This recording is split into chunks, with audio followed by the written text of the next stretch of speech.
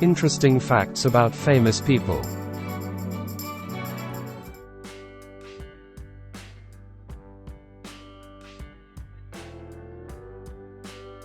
The top 10 black and white Western movies.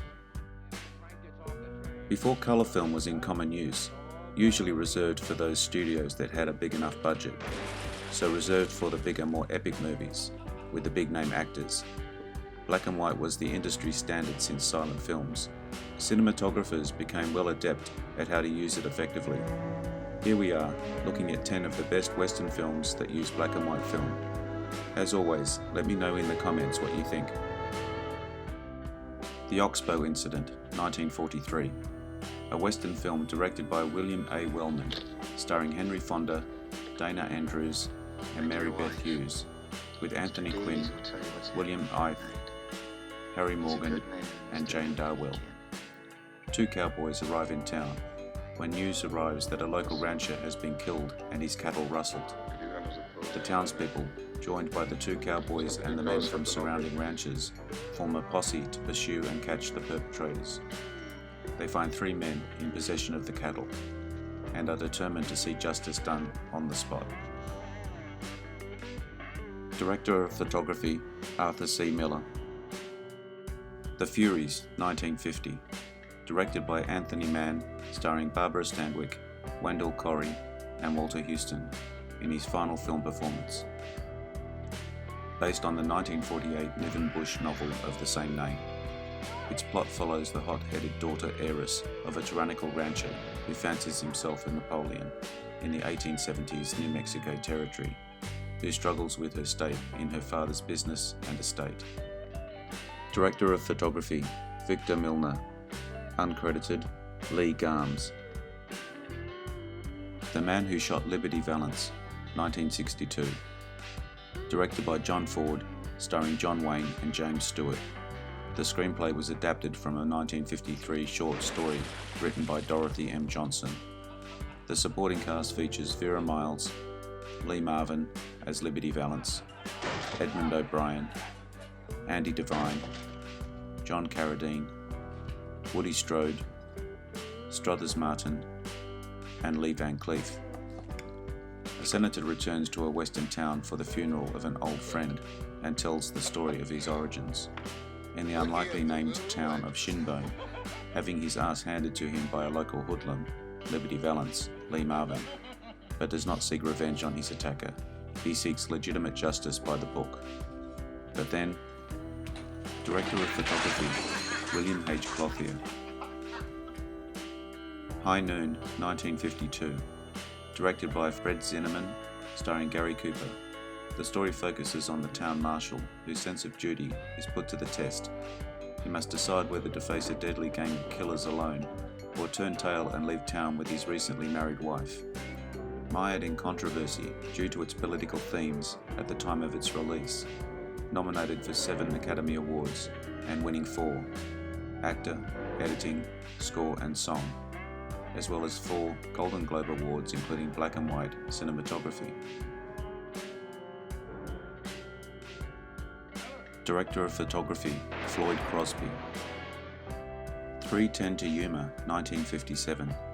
Directed by Delmer Daves, starring Glenn Ford and Van Heflin. Based on the 1953 short story Elmore Leonard, about a drought-impoverished rancher who takes on the risky job of transporting a dangerous outlaw to justice. The title song, The 3:10 to Yuma, was written by George Dunning, music and Ned Washington lyrics, and sung at the beginning and end of the film by Frankie Lane. The film was remade in 2007, directed by James Mangold, and starring Russell Crowe and Christian Bale. Director of Photography, Charles Lawton Jr. The Gunfighter, 1950.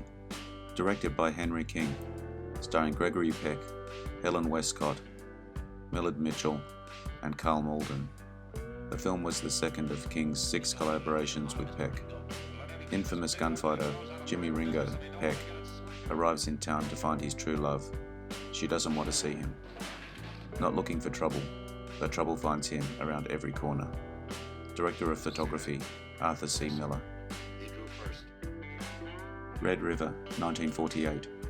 Directed and produced by Howard Hawks, starring John Wayne and Montgomery Clift. A fictional account of the first cattle drive from Texas to Kansas along the Chisholm Trail. Dramatic tension stems from a feud over the management of the drive between the Texas rancher who started it, Wayne, and his adopted adult son, Clift.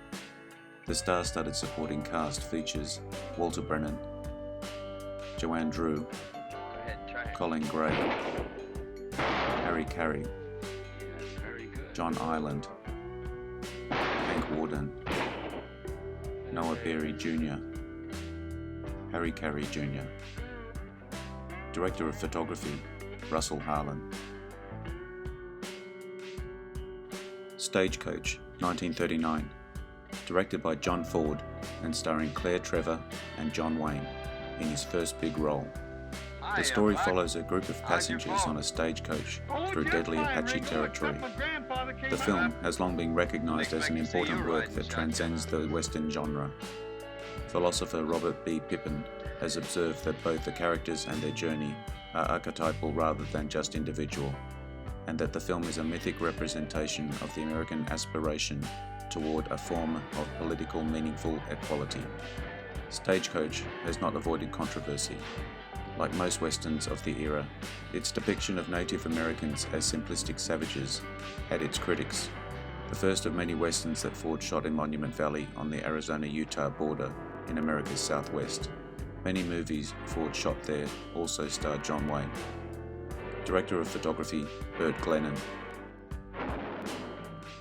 The Treasure of the Sierra Madre, 1948. Directed by John Huston. An adaptation of B. Traven's 1927 novel of the same name, set in 1925, and follows two downtrodden men, played by Humphrey Bogart and Tim Holt. They partnered up with a grizzled old prospector, the director's father, Walter Huston, searching for gold in Mexico. The Treasure of the Sierra Madre was one of the first Hollywood productions to be shot on location outside the United States, in the state of Durango, with street scenes in Tampico, Mexico, although many scenes were filmed back in the studio and elsewhere in the US. Director of Photography, Ted D. McCord. Winchester 73, 1950. Directed by Anthony Mann, starring James Stewart, Shelley Winters, Dan Derea, and Stephen McNally. The story is about the journey of a prized rifle from one ill-fated owner to another, and a man's search for a deadly fugitive. It is the first collaboration on a Western film between Mann and Stewart, the first of 7 projects they created together. Filmed in black and white, it was also the first film where an actor received a percentage of the receipts, a practice known as points, as a method of payment. The cast of supporting actors, Rock Hudson portrays a Native American, and Tony Curtis plays a besieged cavalry trooper, both in small roles at the beginning of their careers. Gotta start somewhere. Director of Photography, William H. Daniels.